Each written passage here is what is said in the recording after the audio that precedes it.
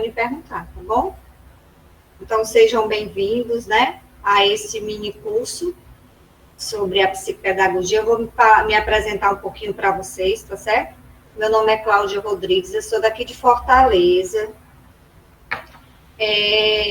Já sou psicopedagoga desde 2009, quando eu concluí a psicopedagogia. Eu tive um tempo de formação como voluntária, para poder pegar mais experiência, né, na área, que a gente sabe que não dá para sair assim, já fazendo as intervenções, atendendo as crianças. Assim que você saia, tanto que eu explico muito para minhas alunas que estão terminando o curso de pós em psicopedagogia, que elas precisam ter um tempo como voluntária para ter a prática, né? Já que a gente só sai com a questão do conteúdo, né? As informações, as ministrações das aulas, mas a questão da prática ainda fora os estágios que tem, mas ainda você fica sentindo a necessidade de mais conhecimento, né? Então, aqui em Fortaleza, eu trabalho no Instituto Moreira de Souza. Antigamente, o Instituto Moreira, ele atendia só crianças com deficiência intelectual, então ele já é bastante antigo, ele tem 40 anos, tá? Lá eu atuo na parte clínica e no atendimento educacional especializado. De manhã eu atendo no atendimento educacional especializado e à tarde eu atendo na parte clínica. E eu também tenho a minha clínica aqui em Fortaleza, que é a Clínica Inclusão, né? E eu trabalho em 2 escolas particulares, dando intervenção como psicopedagoga, e também dou aula, ministro aulas nas faculdades que tem aqui em Fortaleza. Atualmente está tudo online aqui ainda, né? Nós estamos ainda com os atendimentos. No Moreira voltou presencial, mas eu não voltei presencial, estou online ainda, porque eu tenho uma bebezinha de 9 meses. Então, eu não voltei ainda, mas ainda estou com os atendimentos. Lá agora a gente não atende só mais as crianças com deficiência intelectual. Nós atendemos autistas, TDAHs, então a demanda lá está muito grande. É uma ONG, e aí nós, professores e psicopedagogos, somos contratados pelo governo do estado, ou pela prefeitura, ou particular, que tem a área particular de lá da instituição. Faço parte também da diretoria, né, junto com aqui, eu sou DMM aqui em Fortaleza, diretora de mobilização, né, municipal, e eu vou passar um pouquinho do meu conhecimento para vocês sobre as intervenções com as crianças com síndrome de Down, e o que vocês tiverem de dúvida e quiserem perguntar, sintam à vontade, tá certo? Alguém quer perguntar alguma coisa? Eu não consegui tirar a tela de fundo, então vocês vão ver algumas falhas assim, mas é porque o fundo aqui não está muito legal. É mesa, é chinela de neném, é mamadeira. Está bem bagunçado, né? E a parte do escritório é lá em cima, e como ela está dormindo, aí eu disse, não, vou ficar aqui na parte de baixo, que é mais tranquilo. Alguém quer perguntar alguma coisa, ou nós já vamos iniciar? O nosso curso, ele tem 2 dias, né? Vai ser 2 dias. Se, por acaso, a gente está com problema de internet aqui, se cair, vocês avisam as meninas lá no grupo, que elas passam para mim aqui pelo WhatsApp, e eu tento reconectar, porque quando cai não dá para me saber, tá, gente? Então, vamos lá. Eu vou tentar aqui abrir a minha lâmina, e a gente vai... Professora. Perguntar, meu amor. Boa noite, é a Alessandra. Eu também sou de Fortaleza e eu trabalho numa ONG também, o Sorriso da Criança. E aí eu gostaria, se for possível, que a senhora colocasse o endereço de e-mail, do Instagram, certo? Que a gente pudesse também ter outros contatos depois que terminar esse curso. Eu também atendo uma adolescente de 16 anos que tem síndrome de Down. Por isso eu também me interessei, porque é a primeira criança que eu atendo dentro da instituição com síndrome de Down. Certo. no finalzinho, esse slide eu vou colocar lá no grupo para vocês, tá? E aí, no finalzinho, tem a página do meu Instagram, tem o meu telefone, viu? Tá tudo lá direitinho, bonitinho, lá no finalzinho da lâmina. Que já vou disponibilizar para vocês, porque essa lâmina eu fiz para que desse os 2 dias do curso, tá certo? Então, assim... Ok, obrigada. Por nada, vocês não me deixem falando só, perguntem, tá? Para que fique bem mais... como é que eu vou dizer? Uma palavrinha-chave. Mais rotativo, né? Mais informação, que vocês tirem as informações, que vocês repassem também as de vocês, né? Quem já está atuando, ou quem concluiu há pouco tempo, tá certo? Então, eu vou abrir aqui. Pronto, eu pensei que nem ia aparecer. Vocês estão visualizando direitinho? Sim, agora sim. Pronto. Sim. A data a gente mudou, né? Porque aconteceu um problema na minha família, eu perdi meu cunhado, então a gente tinha que estar dando um apoio ao meu esposo. Mas agora vai dar certo, né? Então, nós ficamos com a data de 7 e 8, que é hoje e amanhã. Eu vou tentar passar o máximo. Vocês vão ver algumas fotos aqui nas lâminas, são fotos que foram permitidas pelos pais, tá certo? Tanto do Instituto, que eles têm uma autorizaçãozinha que os pais assinam, para a gente postar as fotos no Facebook, no Instagram. Você conhece, Alessandra, o Instituto Moreira de Souza? Não, professora. Por isso que eu fiquei interessada em... Pronto, assim, de nome eu não conheço. Nós ficamos ali na Dedé Brasil, próximo, sim, antes de chegar no Castelão. Que um chama Dedé Brasil, o outro chama Silamugubas, né? Silamugubas, que tem o Desafio Jovem, próximo. Sim, próximo, mas... É próximo. Eu sei onde fica. Oi, Paulo! Eu sou de Morada Nova, certo? E também tenho uma criança com Down que eu atendo, não oralizada. Muito bem. Tá me conhecendo, Paulo? Sim. Tá, né? Muito bem. Então, assim, vocês vão ver, eu só não coloquei na lâmina as fotos dos meninos mais idosos, que eles até hoje ainda estão no Instituto Moreira. Que eu já faço uma intervenção com eles diferenciada, né? Por ser mais idosos e tudo. Então, eu faço como eu tenho um curso direcionado para atendimento com idosos, então eu faço uma intervenção mais diferenciada com eles, tá certo? Mas vão me perguntando que, de acordo com a minha experiência, com os meus atendimentos, eu vou dando aqui as orientações para vocês, tá? Professora, ele é aberto, assim, caso a gente queira conhecer o Instituto? Primeiro, como a gente está ainda nesse processo, nós estamos voltando aos poucos, ainda tem algumas crianças, adultos, né, que ainda eles não completaram a questão da vacina, então a gente ainda está no atendimento híbrido, que pode se dizer. Então, a gente não está ainda recebendo visitante. Mas como vocês vão ficar com o meu contato, aí você pode estar depois entrando em contato comigo e eu vou passando falando quando é que a gente vai reabrir. Provavelmente seja ano que vem, né?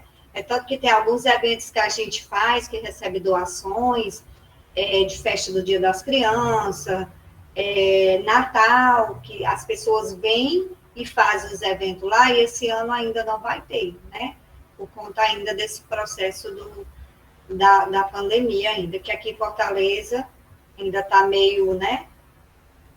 A gente ainda está com cuidados ainda, certo? Vamos lá. Certo. Pronto. Paulo, a minha mãe é de Morada Nova. Toda a minha família do lado da minha mãe, materna, são de Morada Nova. Então, coloquei aqui, tá? Eu coloquei a psicopedagogia vezes a síndrome de Down, ok?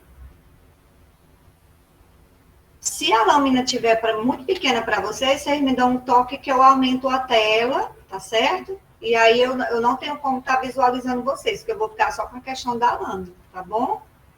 Deixa eu só ver uma coisa aqui, se eu consigo. Eu acho que não vou conseguir gravar.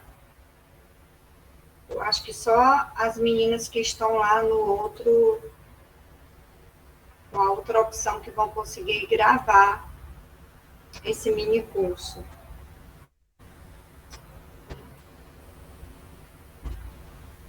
Vamos lá. Então, a intervenção psicopedagógica. Então, eu coloquei a síndrome de Down e a psicopedagogia. Agora é que estão chegando lá no Instituto, eu vou falar pela minha experiência, por enquanto, lá do Instituto, né? Ainda estão chegando o síndrome de Down, os bebês ainda, pequenininhos, né?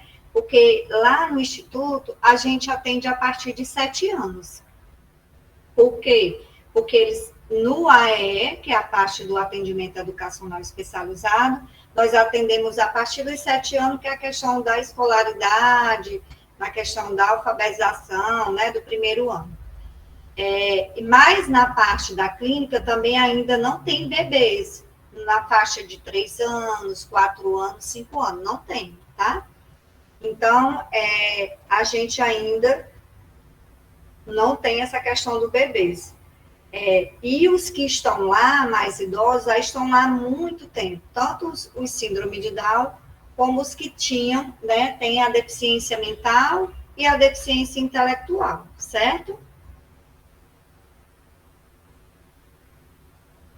Então, a intervenção psicopedagógica, ela se dá de suma importância para que a pessoa com síndrome de Down, ela possa desenvolver habilidade significativa para o processo de aprendizagem.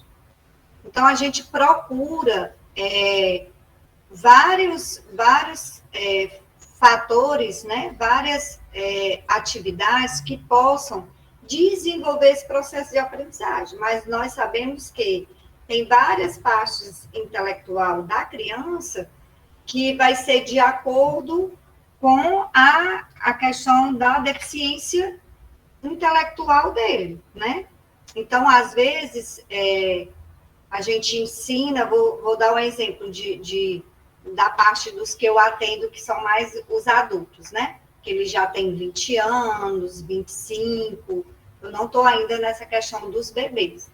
E na minha clínica, eu estou com uma demanda muito grande de autista. Eu não tenho uma demanda hoje, né, com crianças com síndrome de Down. Eu tinha uma criança com síndrome de Down que eu atendia, mas essa criança, ela foi para o Rio Grande do Norte, em Natal. Os pais foram transferidos para lá e ele foi para lá. Então, na clínica, hoje eu atendo crianças com autismo e eu atendo surdos, na questão do processo de alfabetização, certo? Síndrome de Down, hoje não. Atualmente, hoje eu não estou atendendo crianças com síndrome de Down. Mas eu tenho a vivência da criança com síndrome de Down, porque eu atendia antes, e lá no Instituto, a questão dos adolescentes, né?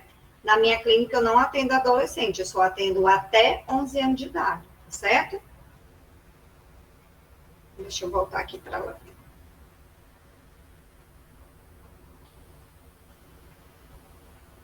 Então, o que acontece, né?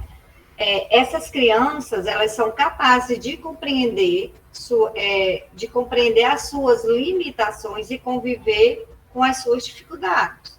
Então, 73% deles, eles têm autonomia para tomar iniciativas e que nessa autonomia eles não precisam que os pais digam o que eles precisam fazer, o que vai ser feito, né? E aí, o que a gente nota? Que demonstram a necessidade, né? E essas crianças, elas demonstram necessidade, possibilidade de participar e interferir com certa autonomia em um mundo onde as pessoas se dizem normal, né? E o deficiente é semelhante a inúmeras diferenças. Então, por exemplo, eu vou dar um exemplo aqui em Fortaleza, né? Nós temos aqui o Pinheiro Supermercado, que eles contratam alguns síndrome de Down que trabalham lá, na questão de reposição, de mercadorias. Esses jovens, às vezes eu vou para lá fazer conversa com eles, né? E alguns estão fazendo EJA, estão no ensino médio. Então, assim, a possibilidade de eles estar se desenvolvendo no mercado de trabalho, né? Que os pais conseguem soltar, que a gente sabe que a maioria deles tem uma insegurança de liberar essas crianças, né? Para que eles possam ir para o mercado de trabalho, para ir para um shopping, para ir namorar. Aqui nós temos a Fortaleza Down, que é uma associação de pais de crianças com síndrome de Down, de jovens, que uma vez por mês eles se reuniam, agora não, por causa da pandemia, né? Eles se reuniam nos shoppings, e aí os meninos iam para o cinema, eles namoram, eles ficam passeando no shopping, e os pais ficavam reunidos em outro local. Mas ainda tem essa insegurança de liberar as crianças, os jovens, para ir sozinho, né? Eles acompanham os filhos, deixam ali dentro do shopping e ficam em outro local na praça de alimentação enquanto eles vão namorar, vão assistir cinema e vão passear. Então, agora, a gente vê que os pais estão mais informados, mais atualizados, né? Que a gente não precisa colocar essa criança numa redoma, né, de proteção, que eles precisam desenvolver autonomia.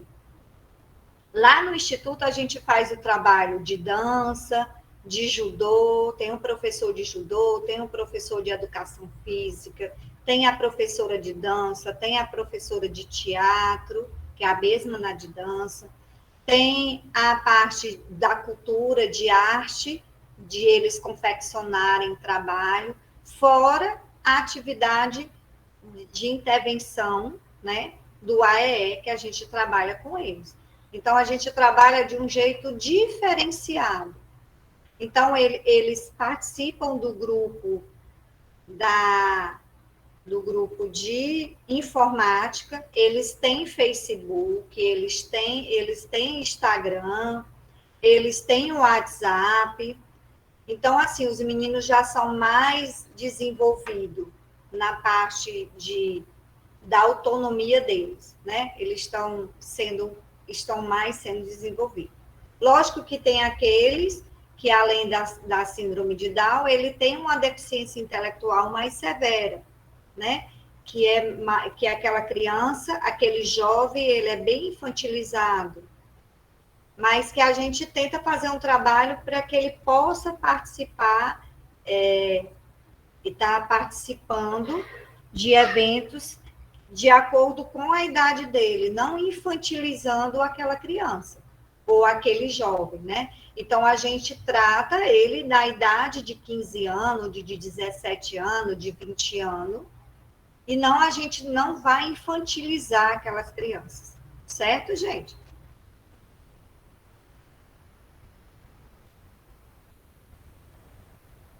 E aí eu coloquei o seguinte, que o síndrome de Down, porque eu tirei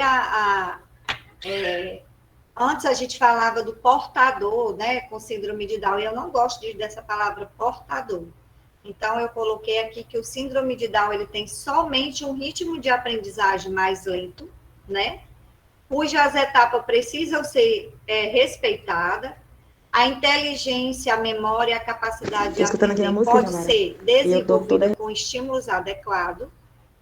A criança com síndrome de Down, ela apresenta esses níveis de desenvolvimento mais lento, todos nós já sabemos, né? Às vezes você ensina aqui o nome, vou dizer, né? Você está lá com a fichinha, com as letrinhas móveis, com outras atividades que você vai ensinar o nome, a criança consegue identificar algumas letras do seu nome, e quando ele volta na outra semana para o atendimento, essa atividade, você vai ter que repetir de novo, porque some, né? A gente fala da questão da memória a curto prazo, né? Então, às vezes, a gente consegue... Eu tenho síndrome de Down, que já são alfabetizadas, que chegaram até o Fundamental 2, né? O 9º ano, mas os pais, com medo de colocar no ensino médio, não deixaram ela continuar os estudos. Ela vai lá para o instituto só para a questão mesmo de socialização, de fazer dança, que ela é apaixonada por dança, ela também faz o judô, ela participa dessas atividades que nós temos lá no instituto. Ela trabalha na gráfica dos pais, na gráfica ela recebe pagamento, ela organiza o material. Então, essa adolescente, que agora ela tem 20 anos, que é a Bruninha, ela foi estimulada desde a hora do nascimento de bebê. Por isso que a estimulação precoce ela é tão importante, para que essa criança ela venha se desenvolver, né? E aí, quando eu peguei o laudo dela, né, que tem no pontuário, o laudo dela tem dizendo que o QI dela não é abaixo do esperado da idade cronológica dela. Então, ela tem um QI razoavelmente bom de uma criança com síndrome de Down, mas ela tem um QI bom. Então, ela consegue absorver os conteúdos que a gente dá, ela consegue ter a compreensão do que a gente está ministrando para ela, do que os pais estão falando para ela. Então, é uma criança que foi bastante estimulada quando era bebê, né?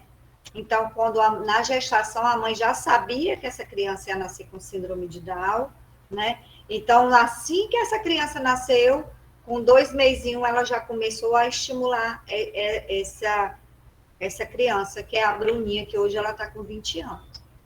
Então, assim, os passos de dança, a questão da apresentação do teatro, ela desenvolve muito bem, como também tem a Carol, né? Então, assim, a gente observou numa pesquisa lá no Instituto que as meninas se desenvolveram melhor na questão, até por a gente fazer essa pesquisa e saber se os pais começaram a estimular, a colocar na escola, na educação infantil, que é a base do desenvolvimento da criança, né? A base de tudo. Se essa criança começou na educação infantil, com as estimulações corretas, com as terapias, e essas meninas que estão lá, como a Carol, como a Bruninha, como a Ayla, elas se desenvolveram muito. Por quê? Porque os pais começaram desde cedo, né? Mas aí, quando a gente vem para a realidade dos que estão lá, que já estão com 50 anos, com 40 anos, que os pais não tinham essa noção, essa compreensão, também não tinha esse local para estimular essas crianças, a gente nota que eles ainda não conseguem, e não conseguem mais, né? Desenvolver algumas habilidades que a gente tenta passar para eles, né? O judô, ele ajuda muito. As nossas crianças com síndrome de Down e a deficiência intelectual lá do Instituto, tanto os autistas também, eles desenvolvem bem na questão do judô e da educação física. Então, é bastante interessante quando tiver a oportunidade de vocês conhecerem, né, o nosso Instituto. Então, eu coloquei que a criança com síndrome de Down, ela apresenta seus níveis de desenvolvimento mais lento, né? Quando comparado com as crianças ditas normais, que nós chamamos as crianças atípicas, né? E cabe aos pais e os educadores dessas crianças a função de estimular, foi o que eu já tinha falado para vocês, né? Nós precisamos estimular essas crianças mais cedo, estímulos através de atividades lúdicas, né? Visando, preparando a aprendizagem para habilidades mais complexas. Então, é muito importante, se você chegar na sua clínica, no seu atendimento educacional especializado, onde você trabalha, uma criança, né, de 4 anos, de 5 anos, você desenvolver, estimular essas funções, né, trabalhando as funções executivas com ela, fortalecendo a aprendizagem. Tem crianças que a gente vai ter que repetir várias vezes a mesma atividade. E eu tenho uma pesquisa, um estudo, né, de pesquisa, que eu trabalhei numa escola aqui em Fortaleza. Estou falando da minha questão da experiência, tá, gente? Mas vocês podem estar perguntando. E aí, nessa escola, eu notei, nós tínhamos, era uma escola de ensino médio, mas ela começou como centro de referência educacional especializado. As crianças que estavam lá, chegaram lá pequenas, na educação infantil. E eu notei, aí o que aconteceu lá, tá? Resumindo aqui a história. Essa escola foi transformada em uma escola de Fundamental 2 e ensino médio. E os pais não tinham onde colocar essas crianças, ficaram dentro da escola, incluídos dentro da escola, mas excluídos. Por quê? Porque as salas deles eram do outro lado da escola. Era dentro da escola, que era um quarteirão todo, só que era uma sala diferenciada. Então, essas crianças, elas não tinham contato com os demais ditos normais, que a gente fala, né? Então, os meninos, o horário do intervalo deles era diferente, a educação física deles era diferente, eventos que a gente fazia só para eles dentro da sala, eles não tinham contato com os outros alunos. E aí, quando eu cheguei lá, foi uma troca de gestão, é uma escola do Estado, houve uma troca de gestão que tem, né, as seleções para coordenador e diretor, e eu entrei junto com outras professoras e a gente mudou essa visão lá da escola, porque essas crianças estavam incluídas na escola, mas eram excluídas de alguns eventos, de outras coisas que aconteciam dentro da escola. E aí nós tínhamos bastante síndrome de Down, velhos, eu digo velhos porque já tinham 30 anos, 40 anos, que estavam ali. A professora da sala, com eles, desses mais adultos, ela só fazia atividades de arte, de sucata, de artes, né? E a minha parte, como era a alfabetização, eu peguei os mais novos, vamos se dizer assim, de 15 anos, 16 anos. E eu notei que 4 alunos meus dessa sala, que nós chamávamos sala DEMU, né? Eu tinha surdo e tinha síndrome de Down. Eles não eram oralizados, não tinham trabalhado a questão da oralização deles. Então, eu estava no auge de uma pesquisa, então para que ele pudesse socializar com os demais da sala, eu fui ensinar Libras para esses meninos, né? O que despertou essa questão de ensinar Libras para ele? Eu sou especialista, né, em ensino e tradução da língua de sinais, tenho um sobrinho surdo, então eu notei que quando os meninos surdos faziam o sinal para ir para o banheiro, o síndrome de Down ficava prestando atenção e olhavam para fora da sala, porque o banheiro deles era no mesmo corredor da sala.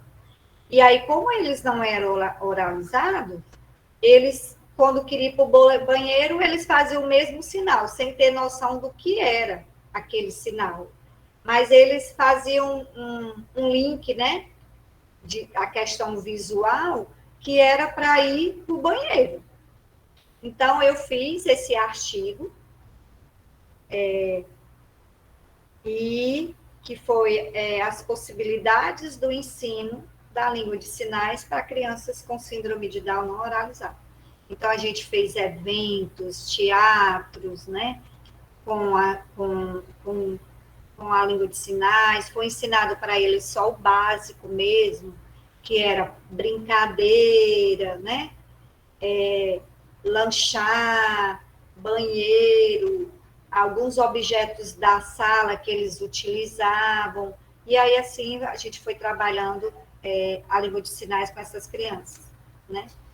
Eu tive que sair, fui transferida para outra escola, e aí esse projeto não foi desenvolvido, não foi concluído.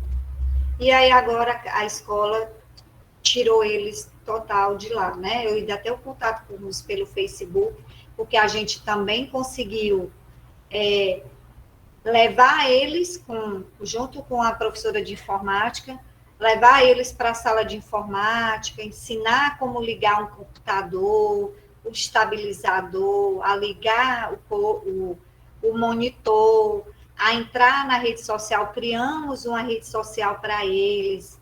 Gente, é assim uma coisa muito gratificante. E eles acessavam, botavam vídeos no YouTube, junto com a professora de informática, que ela nos ajudou muito. Então, 2 vezes por semana, dentro do nosso planejamento, a gente levava eles para a sala de informática. Teve uma parceria muito grande com a coordenadora de educação especial, que era dentro da escola. Teve muita parceria que a gente conseguiu trabalhar com essas crianças, né? Então, hoje eu ainda me comunico com alguns deles pela rede social, pelo Facebook, ou alguns que têm o celular com WhatsApp, e aí eles ligam e mandam mensagem e tudo. Então, assim, os adultos, né, que dizem assim, eles nunca vão aprender, porque eles têm uma deficiência intelectual, eles são síndrome de Down. E a gente vê que isso não existe mais, né? A gente consegue, dentro das possibilidades, desenvolver algumas funções executivas nessas crianças, que é a atenção, a concentração, a memória, estratégia, a gente consegue ainda fazer isso, tanto nos pequenininhos, como nos adolescentes, como nos idosos, né? Nos adultos, ok? Deixa eu voltar aqui. Vocês estão só deixando eu falar e não estão fazendo perguntas. Professora. Diga, meu amor, eu quero que vocês perguntem. Eu queria compartilhar, né, também a minha experiência. Eu tenho uma aluna que ela é da EJA, né, eu sou professora do SESC, da EJA, e o SESC, eles recebem na escola, tanto na escola que fica na Parangaba, como nos bairros. Eu sou professora de bairros, né, eu dou aula na mesma instituição que eu atendo as crianças de lá. E assim, a aluna que eu tenho que tem síndrome de Down, ela tem determinadas atividades que ela consegue assim desenvolver melhor, né, do que os outros alunos, principalmente quando é a questão da pintura, que eu trabalho muito com ela, a coordenação motora, né, e aí ela se destaca nas pinturas, nas artes. Inclusive, hoje a mãe dela estava me dizendo que levou as atividades, né, para o médico, para ele analisar o caderno dela e tudo, e eles ficaram assim admirados mesmo com as atividades. E hoje eu até conversei também essa questão da lousa, né, que eu já vejo que ela tem condições de fazer essas atividades. Então, assim, é muito interessante, e eu acho também legal essa parceria, né, que o SESC tem de receber esses alunos. Na escola, nós temos uma turma que tem 6 alunos com síndrome de Down, que são alunos da EJA, porque a gente recebe a partir dos 15 anos, e é bem interessante. Muito obrigada. Assim, e eles, a questão, a gente vai investir no que eles gostam mais, né? E é ali, nessa área que você está investindo, é que a gente vai tirar as potencialidades deles, né? O que eles são melhores, o que ele consegue desenvolver melhor. Eu acho que quando eles chegam nessa fase adulta, eu acho que a questão da alfabetização, a questão lógico que eles precisam desenvolver a leitura e a escrita, né? A questão da numeração, mas eu acho que você investindo no que ele é bom, a gente consegue ainda desenvolver melhor outras coisas com eles, né? Porque o que é que eles precisam entender? Eu tenho uma criança com síndrome de Down, ele já tem 15 anos, eu não vou deixar ele pegar um ônibus sozinho, não é isso? Mas aí, às vezes, eles conseguem visualizar, porque eles também são muito visuais, a numeração do ônibus. Ele talvez nem compreenda que o número do ônibus é o 021, mas ele sabe que ali é o 021, porque ele é visual, então ele consegue se deslocar de um local para outro.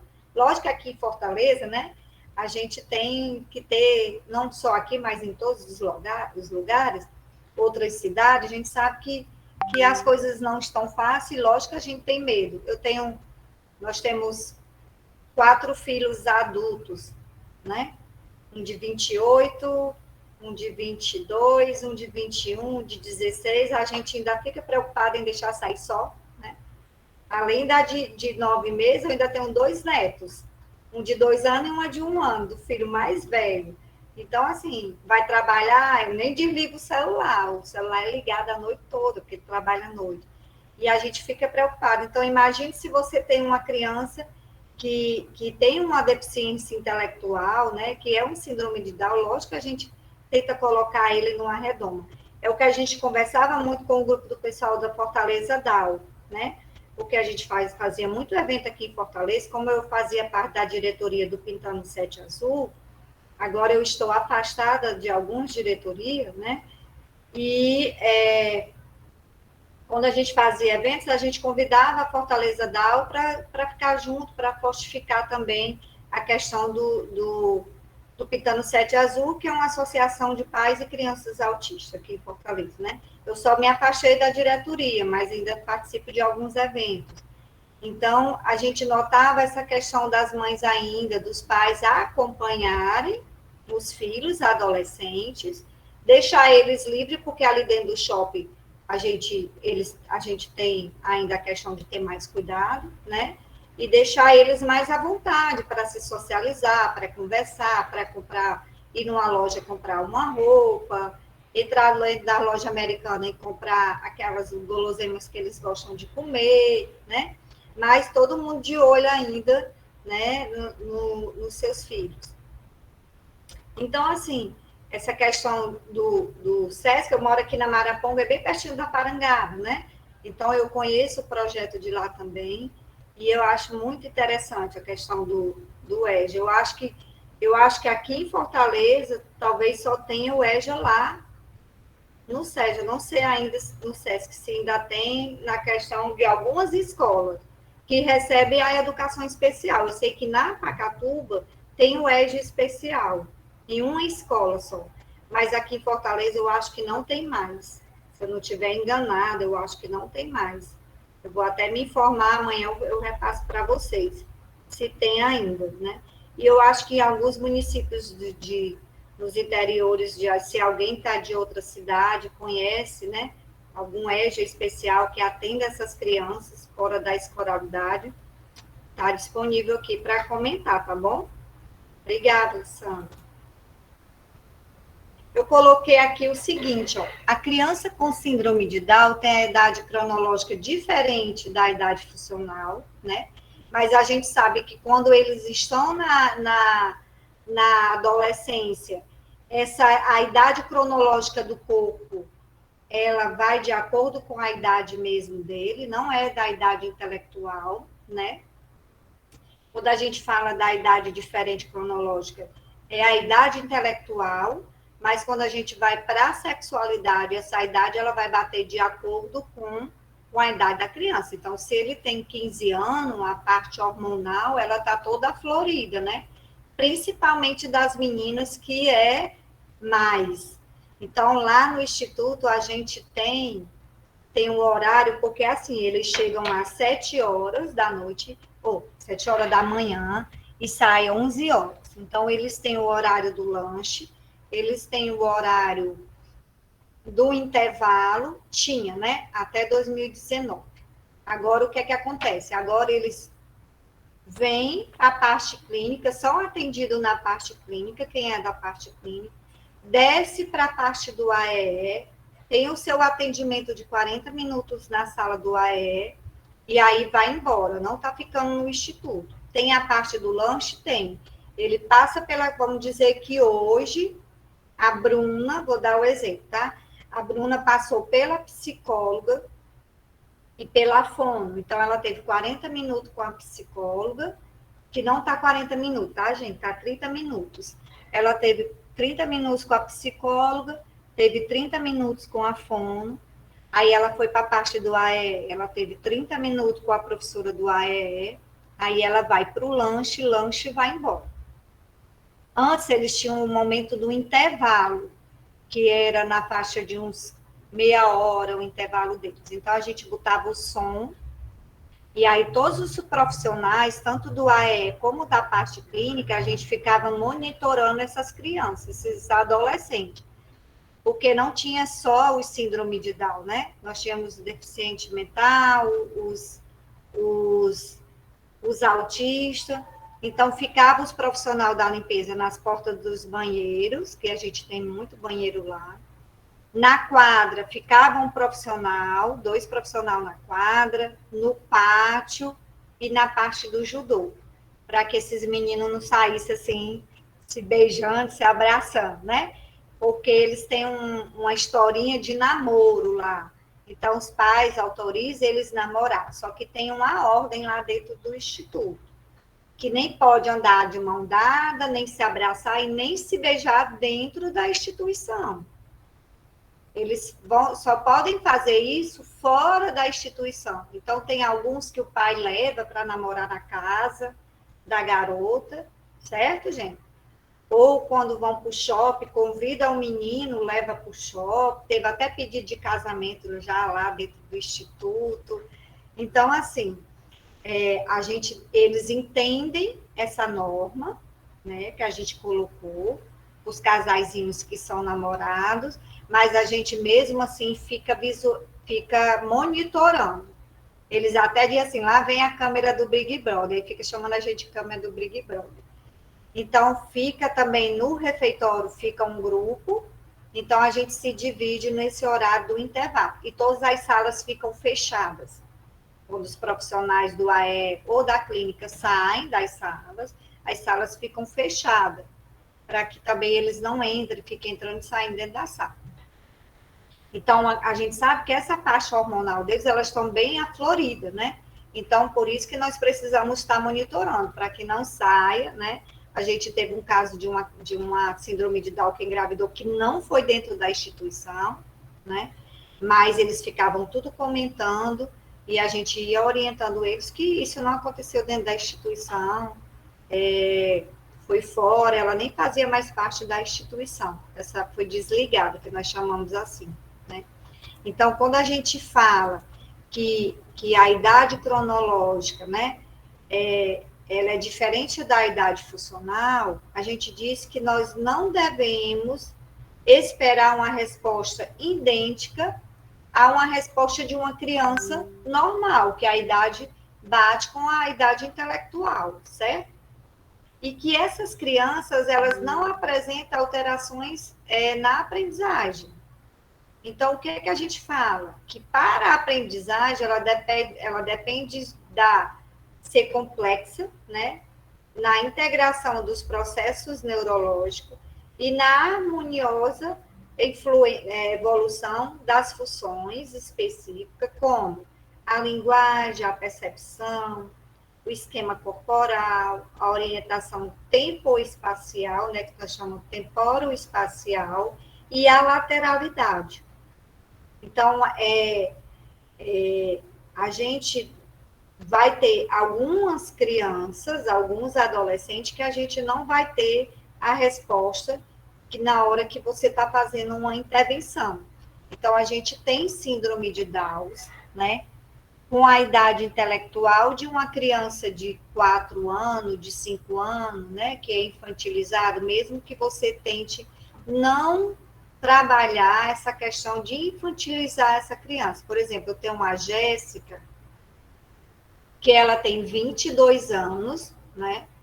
Mas ela, além da síndrome de Down, a gente, no laudo dela, tá, gente? Porque quando a gente chega, essas crianças chegam até nós, a gente pega todo o pontuário dos atendimentos e a gente vai analisando e vai estudando aquele pontuário daquela criança que está lá.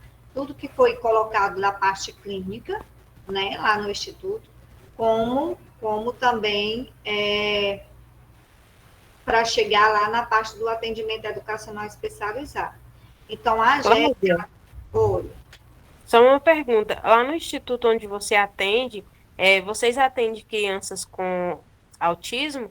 Sim. Eu sou aí do Ceará, mas ultimamente eu estou morando em Brasília.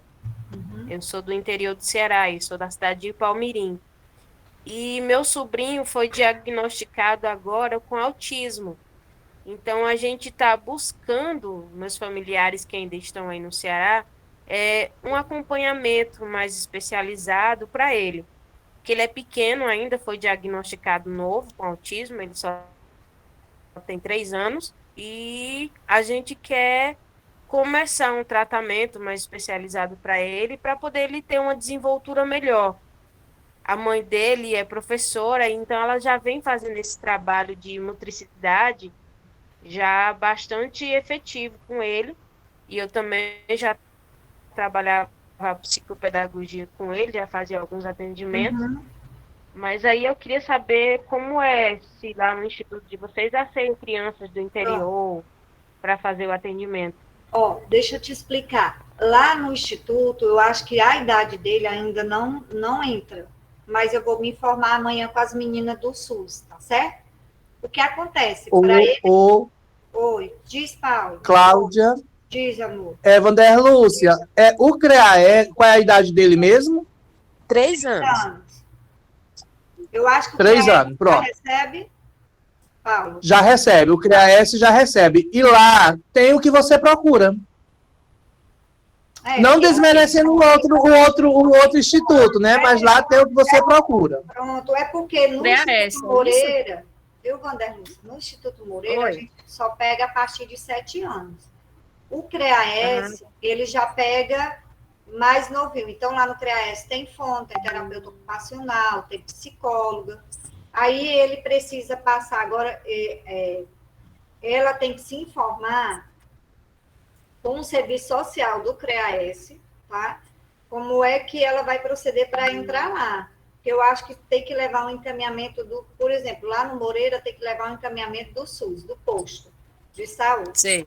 Eu não sei se no CREAS ainda está assim, ou se modificou.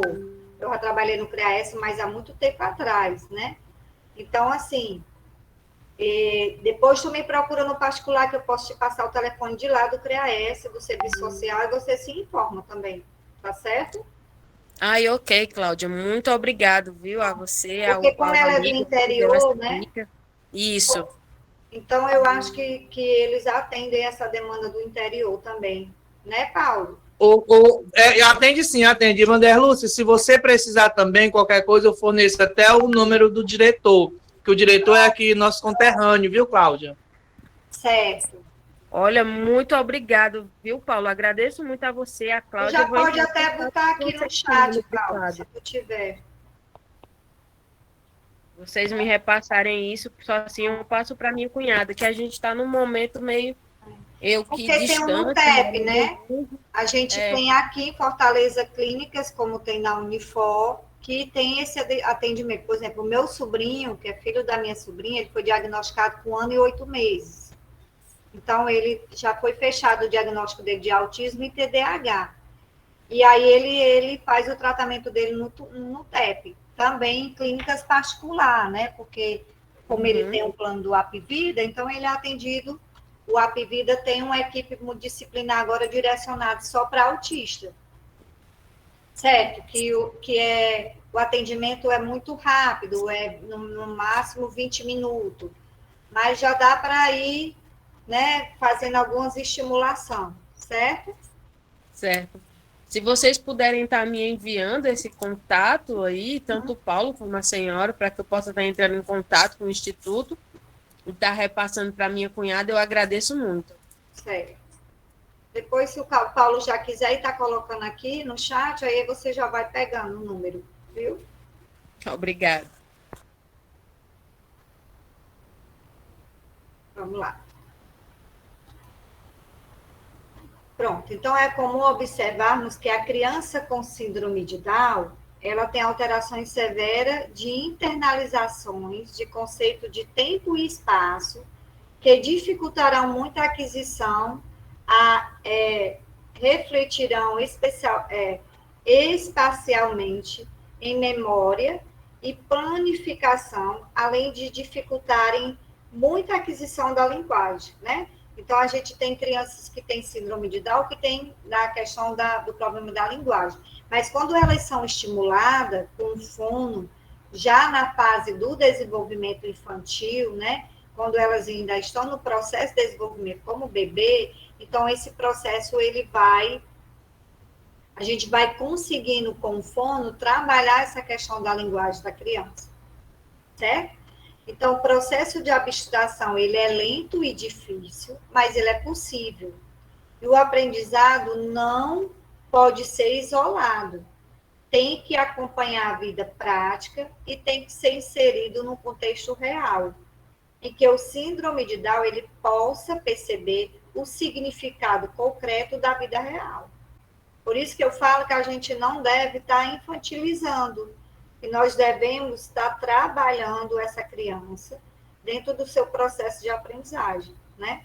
Então, nas intervenções psicopedagógicas, a gente vai conhecer aquela criança que nós vamos atender, né? Conhecendo aquela criança, o gosto, as habilidades que aquela criança tem, o que ela gosta, seja a criança com síndrome de Down, com a deficiência intelectual, a criança com autismo. Primeiro, eu tenho que conhecer a minha criança, né? Nas intervenções, nas anamnésias, nas entrevistas, eu preciso conhecer a minha criança para que eu possa desenvolver algumas habilidades nela. Então, é muito importante. Às vezes, eu primeiro faço uma intervenção com a criança, observatória, para depois eu ir para a entrevista ou anamnésia com a mãe. Dependendo da demanda, né, da queixa que a mãe me traz, às vezes eu preciso primeiro avaliar a criança. Porque às vezes a gente tem mãe que ou ela aumenta demais ou ela esconde alguma coisa. Então, às vezes eu só pergunto, o que ela gosta mais? Né? O que ela gosta de fazer? O que ela gosta de comer? E aí, dentro de algumas dessas perguntas, eu vou tentando conhecer a minha criança e vou aplicando algumas intervenções com ela. Eu adoro e eu trabalho muito, é outro artigo que eu tenho publicado, que são os jogos eletrônicos, né, no processo de aprendizagem dessas crianças. Então, assim, eu consigo desenvolver algumas atividades com as crianças utilizando no jogo eletrônico. Ah, Claudinha, é qualquer jogo? Não. Eu fiz alguns estudos de pesquisa, né?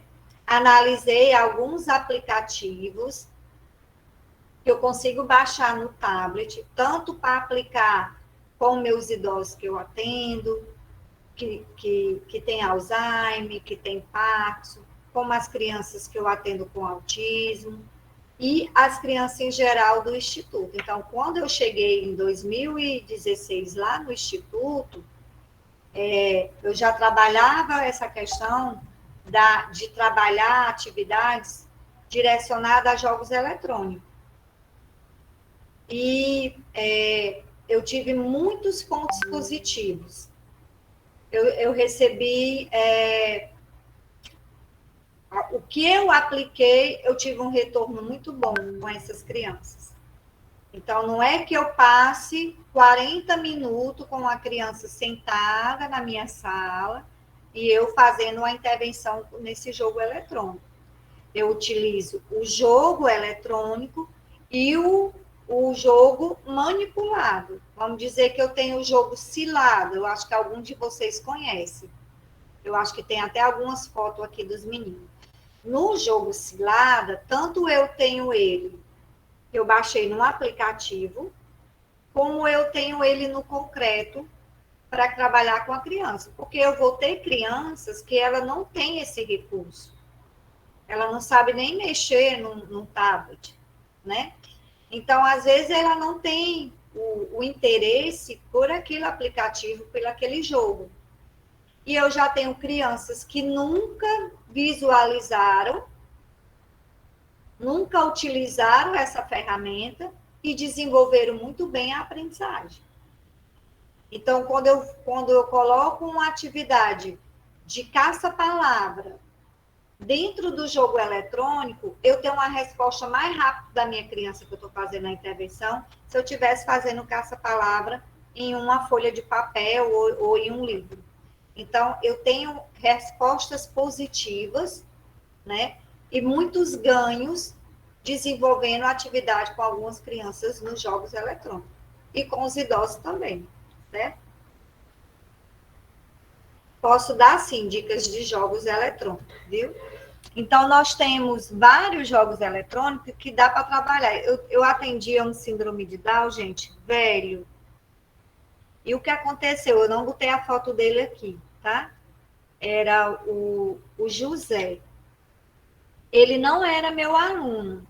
E aí, uma professora faltou e a gente não deixa os meninos soltos quando falta, né? Porque eles perdeu aquele atendimento e ele tem outro atendimento, então a gente pega essa criança e deixa na nossa sala. E aí, nesse dia, eu estava fazendo uma atividade no tablet, e aí eu terminei a intervenção, a criança saiu, e aí eu fiquei com ele, com o José. E eu mostrei para ele o jogo, o tablet, mostrei o tablet para ele, e era um quebra-cabeça de uma maçã que ele quebrava em 4 partes. E aí você ia e montava, e depois aparecia o nome maçã, tá? Naquele jogo, você pode trabalhar várias intervenções, várias maneiras. Por exemplo, eu posso trabalhar a cor. Então, eu vou perguntar para aquela criança, aquele jogo, que cor é a maçã? Ele vai me dar a resposta, é vermelha. Mas qual é outra fruta que tem a cor vermelha? Ele vai dizer, é a melancia. Sim, mas a melancia ela é vermelha por fora ou por dentro? Aí ele vai me dar uma resposta, né? Quantas letras tem a palavra maçã, se aquela criança ela já é alfabetizada, né? Quantas letras tem a palavra maçã? Quantas sílabas tem a palavra maçã? Quantas consoantes tem a palavra maçã? Quantas vogais tem a palavra maçã? E ali, dentro daquele aplicativo, eu vou trabalhando várias outras intervenções, né? E aí o José estava lá e eu peguei a mãozinha dele bem pesadinha, sabe, gente? Eu tenho até o vídeo filmado e ele faleceu de Covid. O pai dele faleceu numa semana e ele faleceu na outra. É tanto que só era ele e o pai, porque ele já tinha perdido a mãe há uns anos atrás. Então, o pai já era bastante idoso, tinha 80 anos, e ele ia fazer 52. Então, ele só saía de casa no dia do atendimento. Então, o único trajeto que ele tinha da casa dele era para o instituto. Pronto, depois eles voltavam para casa, se alimentavam e passavam o dia assistindo televisão. Era isso que o pai relatava para a gente. E aí eu mostrei o tablet para ele, mostrei o aplicativo da maçã, peguei a mãozinha dele e fui tentando encaixar as pecinhas. Eu passei 15 minutos indo e voltando, tentando encaixar a pecinha, a mãozinha dele para encaixar as pecinhas na maçã. E depois disso eu disse, agora você vai fazer sozinho. E quando ele conseguiu encaixar um pedacinho, ele olhou para mim e começou a rir. E eu senti, assim, uma alegria enorme quando eu vi que ele conseguiu. E ele olhava para mim e ele ria tanto. E as meninas passaram na porta da minha sala e disse, o que foi que tu fez com ele, Cláudia? Aí mostrei para elas, né? E eu filmei. Foi muito lindo, assim. Foi uma satisfação, assim, coisas só sabe quem tem uma resposta dessa na hora de uma intervenção. Então, eu conversando com as meninas, olha, aqui a gente via que ele só fazia encaixar barbante, né, em jogos de encaixe, ou pintar. E eu tive uma resposta dele numa atividade que ele nunca viu, né, que ele não era meu aluno, ele nunca viu essa atividade. Então existia, aí eu digo assim, que a função cognitiva dele, a parte cognitiva dele, ainda tinha áreas preservadas, né? A gente sabe, quem estuda a neurociência, que existe uma plasticidade. Então, existia ali ainda uma plasticidade que se eu pudesse trabalhar, eu ia tirar muitas respostas daquele adulto, né? E interessante que depois que terminou, ele foi embora. Aí ele sempre passava na porta da minha sala e fazia assim, ó.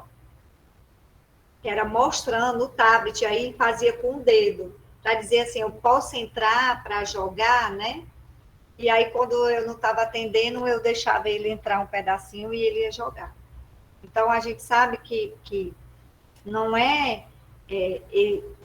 você consegue ter resposta, é só você estimular as funções cognitivas daquela criança, né?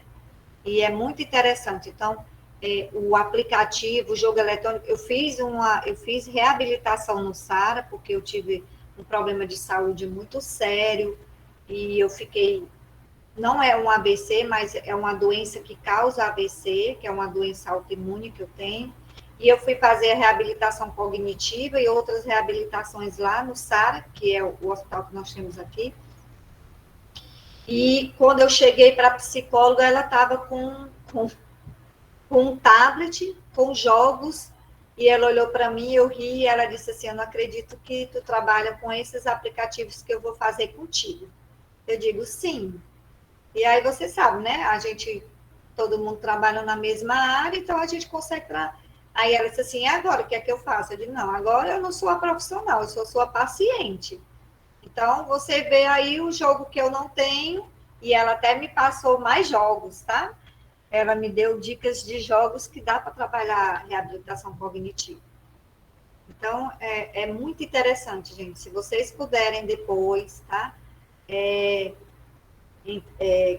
Estudar, analisar, ver algumas possibilidades de jogos que dê para vocês trabalhar, é muito interessante. Vocês vão ter bastante resposta das crianças com síndrome de Down na hora das intervenções, certo? Deixa eu voltar aqui para lá. Professora? Diga. Pode dizer, Andressa. Boa noite. Boa noite. Boa noite. Meu nome é Andresa, né? Eu sou aqui de Araruama, interior do Rio de Janeiro, e eu sou psicopedagoga e estou atuando como voluntária no instituto aqui perto da minha cidade. Mas recentemente eu fui abordada por uma mãe de uma menina com síndrome de Down. Ela tem 10 anos, a menina tem 10 anos, e ela ainda não foi alfabetizada. A mãe relata para mim que ela sabe escrever o nome da mãe dela, do pai, do irmão, mas ela não ampliou esse processo. Aí a mãe falou comigo, eu estou ajudando do meu jeito em casa. O beabá é assim que eu estou ajudando, com caderno, porque a escola inventou, e a menina está com 10 anos e até agora não melhorou. Eu senti que foi um certo assim, pedido de ajuda, apesar de eu não conhecer muito bem essa área, né? Porque esse instituto que eu trabalho é um instituto onde só atende autistas. Aí, de acordo com a fala da senhora, né? Você acredita que quais podem ter sido motivos? Eu sei que é muito vago, né? É pouca informação que eu trago, mas quais possíveis motivos para esse atraso? Porque se ela consegue fazer o nome do pai, da mãe, ela não está tão comprometida assim, né? No cognitivo dela. Então, eu creio assim, eu senti desafiada a tentar, de alguma maneira, ajudar, entendeu? Será que os jogos seriam válidos para essa criança também? Enfim, não sei se a senhora entende. 10 anos. 10 anos. A gente tem que ver todo o processo de estimulação que essa criança teve, né? Da hora do desenvolvimento infantil dela, se ela passou pela educação infantil, né? Qual foi o processo que ela teve na alfabetização? Se ela tem 10 anos, então ela ainda teve alfabetização, que agora que mudou, né? Que nós estamos... A gente fala que as crianças estão no primeiro ano, mas a gente faz um processo de alfabetização ainda. Como foi esse processo, né? Tem a questão da memória a curto prazo também dessa criança. Então, tem vários questionamentos que a gente vai colocando pontos de interrogação, que você tem que sentar com a mãe, tirar todas essas dúvidas, né? Na hora da anamnésia, da entrevista, e aí na hora que você for aplicar algumas intervenções com ela. Quer dizer, eu não sei se ela vai ser, se você vai atender essa criança ou ela está aonde você trabalha. Então, não, ela não está. Essa mãe, ela sabe que eu trabalho nesse instituto, né? Que eu sou psicopedagoga e ela relatou para mim como assim, fosse um pedido assim de ajuda, entendeu? Entendi. Mas eu não me ofereci porque um pouco insegura ainda. Eu estou como voluntária nesse instituto, entendeu? Pois é, você pode orientar a ela procurar, né? Às vezes, gente, até a questão da linguagem, né? Da criança não falar ou não ser oralizado ou não ter sido estimulado na fala, ela vai interferir também no processo de aprendizagem, né? Por exemplo, eu trabalho numa escola com equipe multidisciplinar, então sou eu, uma fono, um psicólogo e uma nutricionista. Então, às vezes, quando a gente pega uma criança ou vem um questionamento de uma professora para nós, a gente senta, né? E aí nós vamos avaliar por que aquela criança não desenvolveu aquela área. É por conta da linguagem, aí a fono entra com a parte dela. É a questão da nutrição, né? Alguma parte de nutrição, de nutriente, de alimentação, de vitamina que essa criança precisa. É a parte emocional, aí entra o psicólogo, ou é a minha área mesmo da questão da aprendizagem. Então, a gente sempre está trabalhando com a equipe multidisciplinar, né? E é importante se essa criança está tendo esse acompanhamento, ou se ela só foi colocada na escola e pronto. E agora a mãe está sentindo a necessidade de ter mais resposta dela, né? Ela pode ter conseguido aprender a escrever o nome dos pais, a falar o nome dos pais direitinho, ou ter memorizado a sequência, né, da escrita. Mas por que ela ainda não lê? Então, tem vários questionamentos que a gente fica pontuando, que se você só vai entender quando a gente entra na questão de uma anamnésia, de uma entrevista com esses pais, entendeu? Entendi sim. Você pode estar conversando com essa mãe, né, se ela lhe conhece tudo. Como foi? Você perguntar a ela, como foi o processo de desenvolvimento infantil dela? Né? O que ela fez acompanhamento com uma equipe multidisciplinar? Ela vai até perguntar, uma equipe multidisciplinar, o que é? Aí você vai dizer, uma fono, né, um psicopedagogo, uma terapeuta ocupacional, dependendo E aí a gente consegue ter uma luz de que essa criança realmente vai precisar de intervenção. Tá ok, professora, obrigada. Deu para entender, não deu? Deu para entender, muito obrigada. Por nada. Então, o processo de abstração, ele é lento e difícil, né? Mas não é impossível, como eu falei para vocês. Então, não o aprendizado, o aprendizado ele não pode ser isolado. Ele tem que acompanhar a vida prática e ele tem que ser inserido num contexto real, em que o síndrome de Down, né, ele possa perceber o significado concreto de uma vida real. Então, assim, como eu estava falando para a Andressa, a gente precisa entender, quando a gente vai atender uma criança, seja ela numa instituição ou particular, na sua clínica, ou da sala de AE de uma escola regular, que o AE só tem escola regular, né? Não tem escola particular. A gente precisa ter essa questão da anamnésia, conversar com os pais, ver se tem um laudo daquela criança, entender aquela criança que nós vamos atender, para que nós possamos ter um resultado positivo melhor no atendimento dessa criança, né? Porque eu sempre digo assim, para minhas alunas, tenham cuidado, né? A gente estudou, né? Tem o nosso nome a zelar, que é tão importante. Então, tenham cuidado quando for atender essas crianças. Como a Andressa está como voluntária, o ideal é que você, né, se capacite mais, né? Para que você possa entender mais na hora de atender. Eu digo que nós devemos comer papel, professor, psicopedagogo, seja lá qual for a sua área de profissão, né, um terapeuta, nós precisamos comer papel, é estudar mesmo, porque nem todas as crianças elas são iguais. Eu tenho um síndrome de Down aqui que ele é alfabetizado, né? Mas eu tenho outro que não, então eu não vou aplicar uma atividade para aquele menino que é alfabetizado e a mesma atividade para aquele que não é. Por isso que a gente tem que ter a nossa pastazinha com todos os relatórios, tudo direitinho, né, para que você possa atender a criança. E se você está insegura, você acha que você não vai conseguir, então não atenda.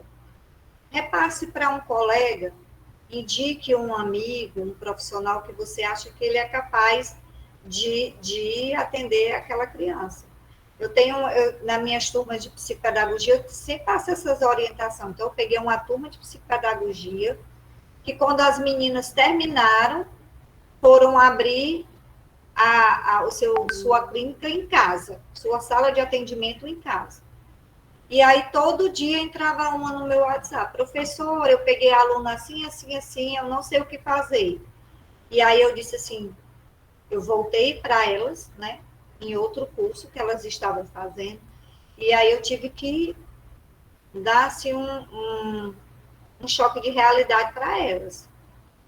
Vocês lembram o que eu falei para vocês, que vocês precisavam ter a prática, então que não entrasse logo atendendo as crianças, porque cada criança é diferente, você não consegue identificar uma criança que tem descalculia, para uma criança que tem TDAH, você vai estar colocando o seu nome no léu, ao vento.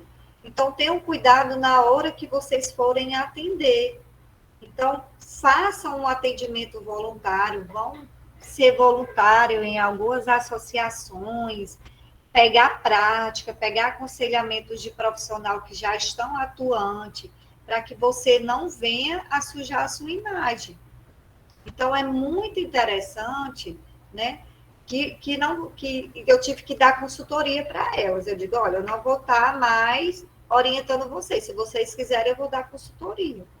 Porque aí eu estava perdendo o meu tempo, não é que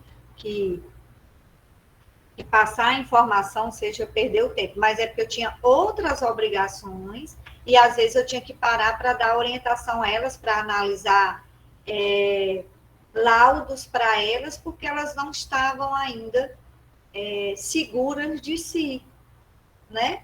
Então, quando você não está seguro para atender aquela criança, indique um amigo que você acha que ele é capaz, mas não pegue aquela criança. Porque a gente está trabalhando com vida, com emoções, com expectativa dos pais em cima daquela criança. Então, é muito complicado você pegar uma criança que você vai estar inseguro para atender ela, né? E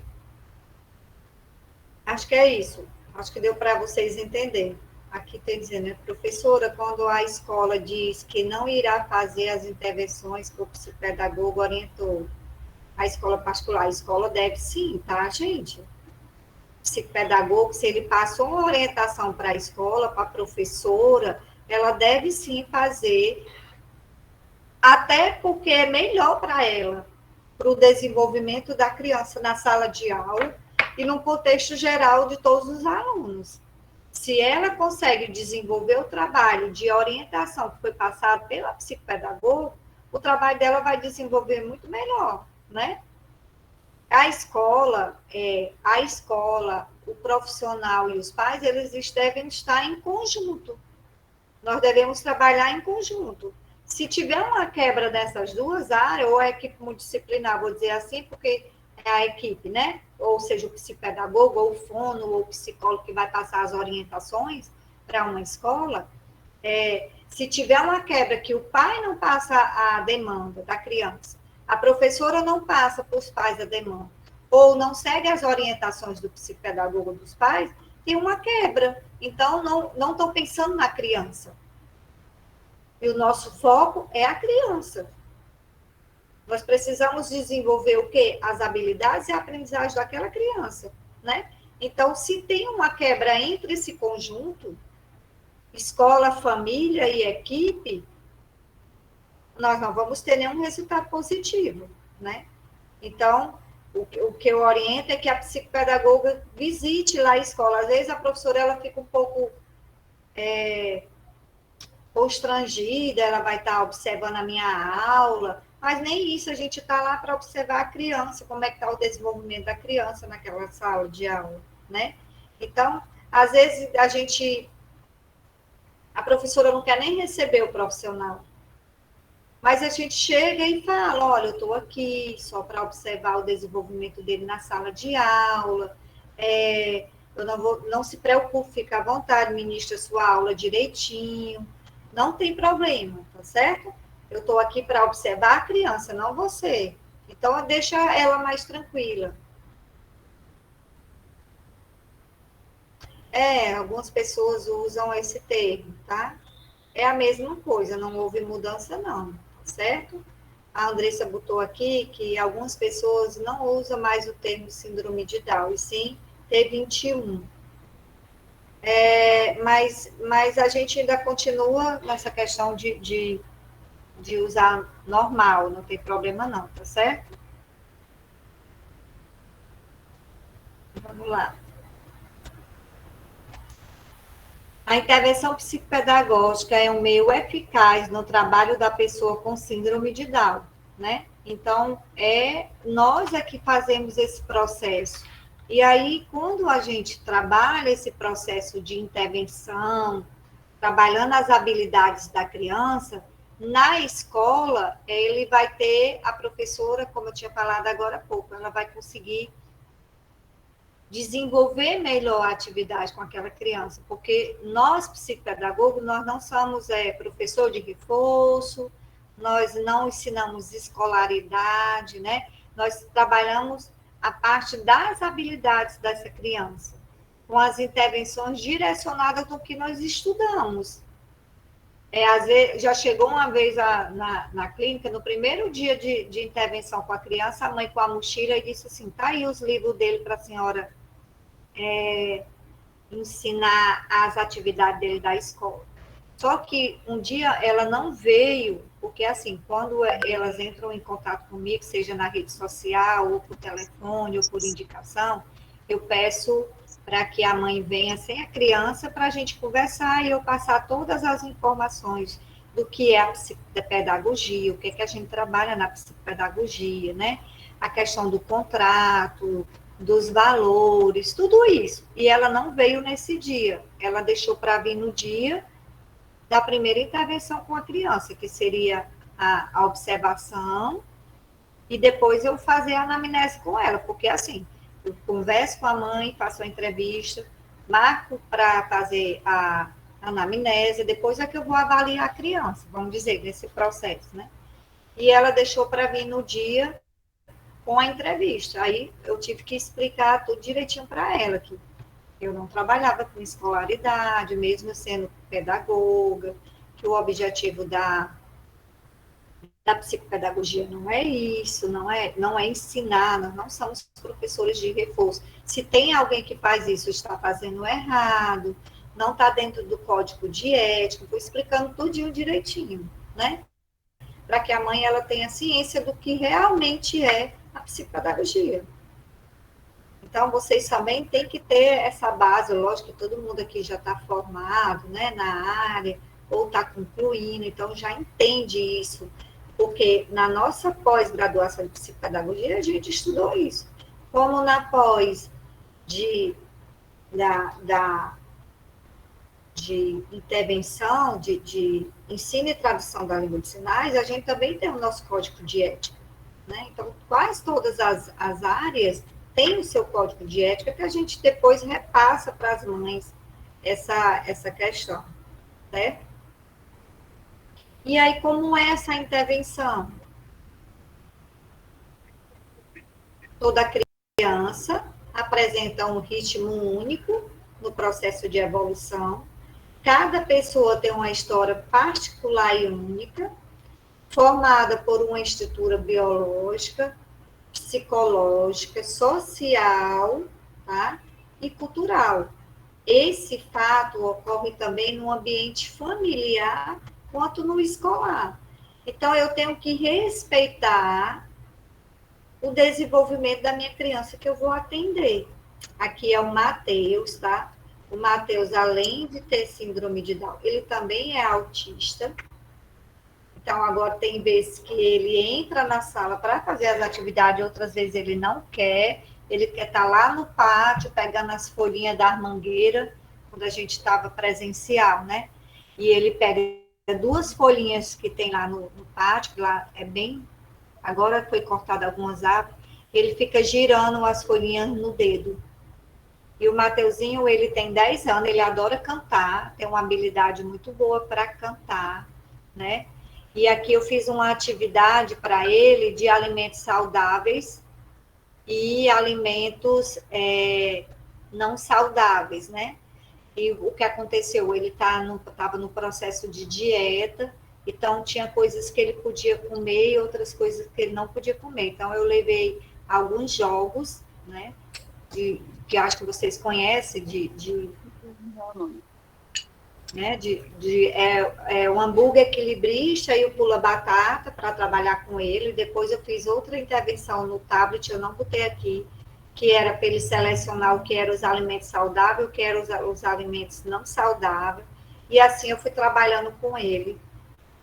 Essa parte que a mãe pediu, né, para a gente conversar, e a nutricionista lá do Instituto também conversou, e a gente, como eu que atendia ele, então eu fiz essa questão dessa atividade. Depois, tanto que a psicóloga que atendia ele veio me pedir os jogos emprestados para poder também trabalhar com ele na sala. Então, às vezes, a gente entra em parceria e elas chegam e perguntam: Claudia, tu está atendendo, tu está trabalhando com o Matheus como? Tu está trabalhando com a Bruna como? Para que eu possa também trabalhar e desenvolver a mesma, dentro do contexto dela da psicologia, mas entrando também dentro da psicopedagogia. Então, o Matheus, ele está com 10 anos, né? Toda a família é bem gordinha, o pai é bem gordinho, a mãe, a irmãzinha de 1 aninho também é bem fofinhos, que a gente fala, né?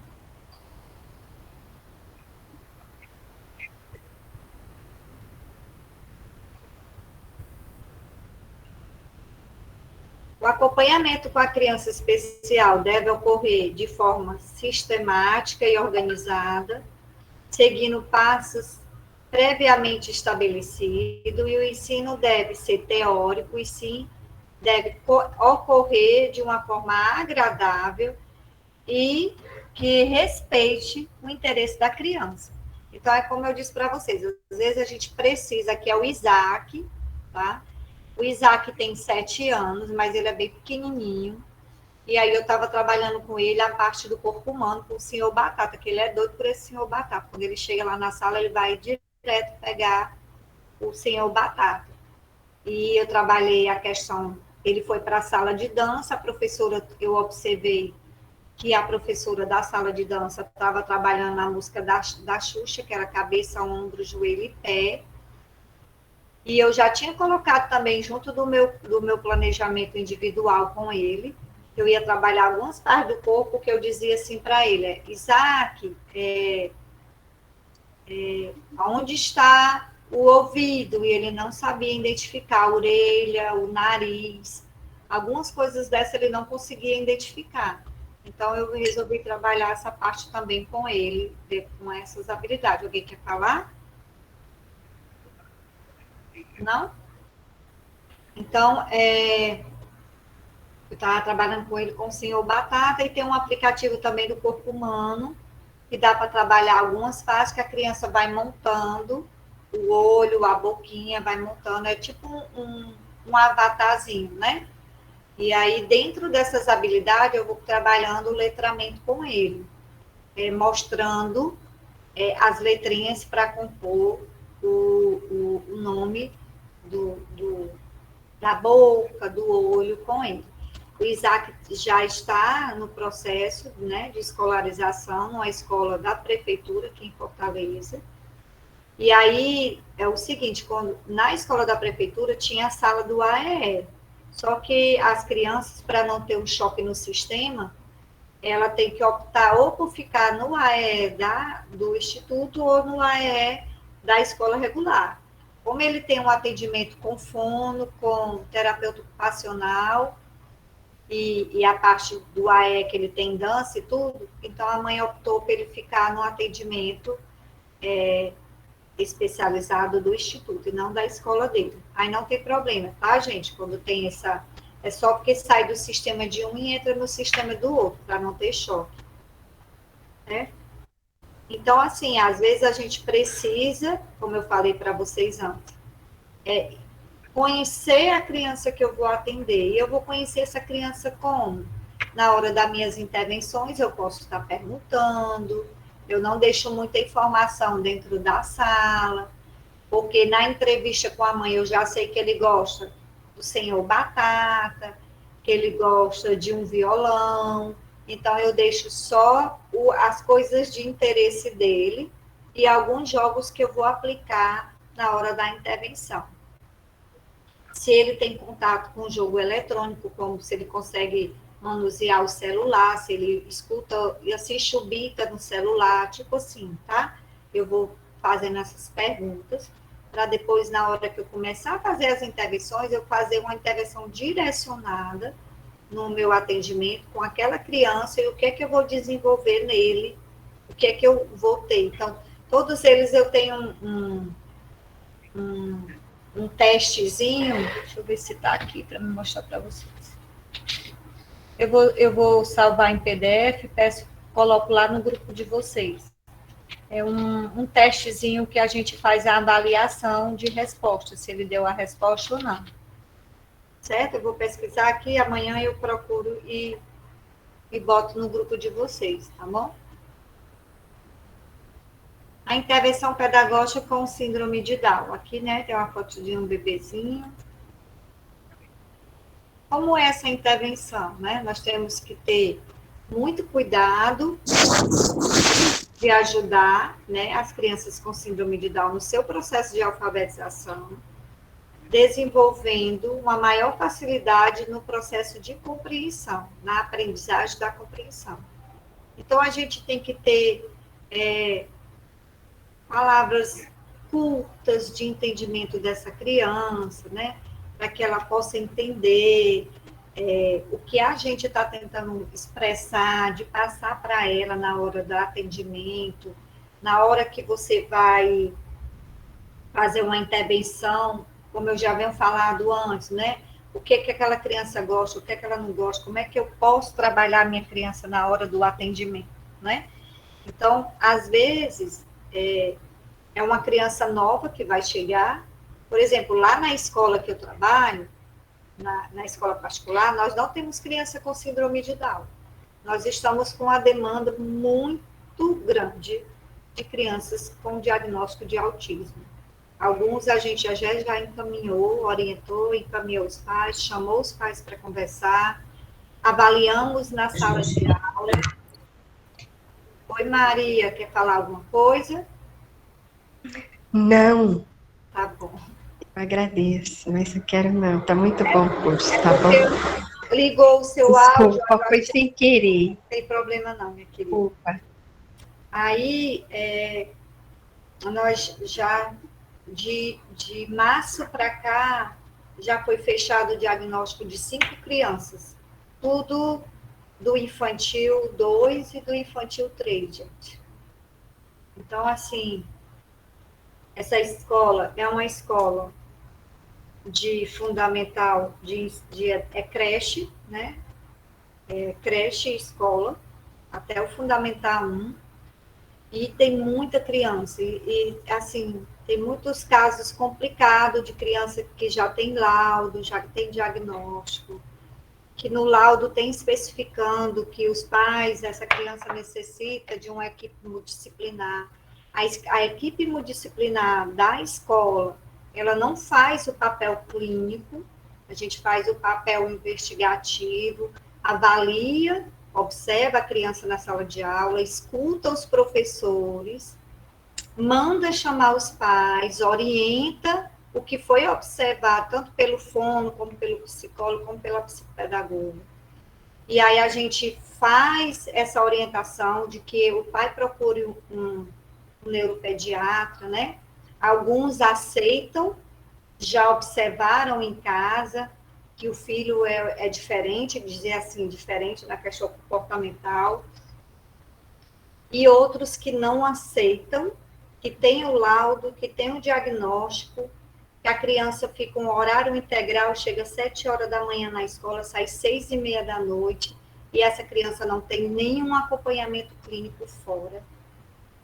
E a demanda fica toda para a professora da sala de aula, e é, assim, muito difícil. Amanhã é dia de conversar com esses pais, né? A gente já se reuniu de novo, porque vai chegar o final do ano e a mãe quer que aquela criança já saia lendo, já saia alfabetizada, se essa criança só tem a questão do apoio dentro da escola, porque nem familiar não tem, porque a mãe já pega essa criança às 7 horas da noite.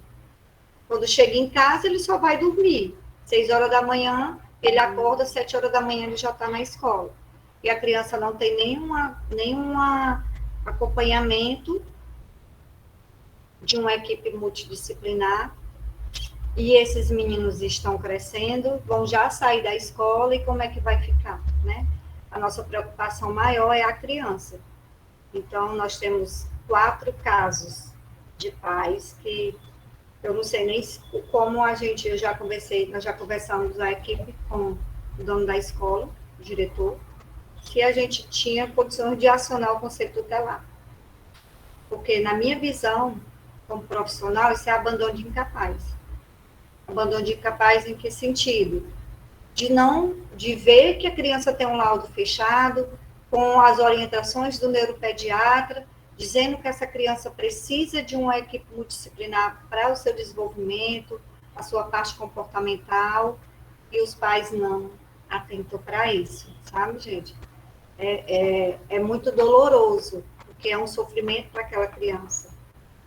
Não era nem para ela estar no horário integral, porque todas essas crianças, sejam elas autista, deficiente intelectual, síndrome de Down, eles precisam de um atendimento contraturno, tanto do AEE, ou com o psicopedagogo, ou com a equipe multidisciplinar, para que seja para fortalecer o desenvolvimento daquela criança. Mas tem pais que não entendem, acham que pagar R$ 1.500 numa escola já faz o papel que era para ele estar fazendo, né, de ajudar. Então, eu não sei se é o caso de alguns de vocês aí, que já atendem a escola particular, mas a gente tem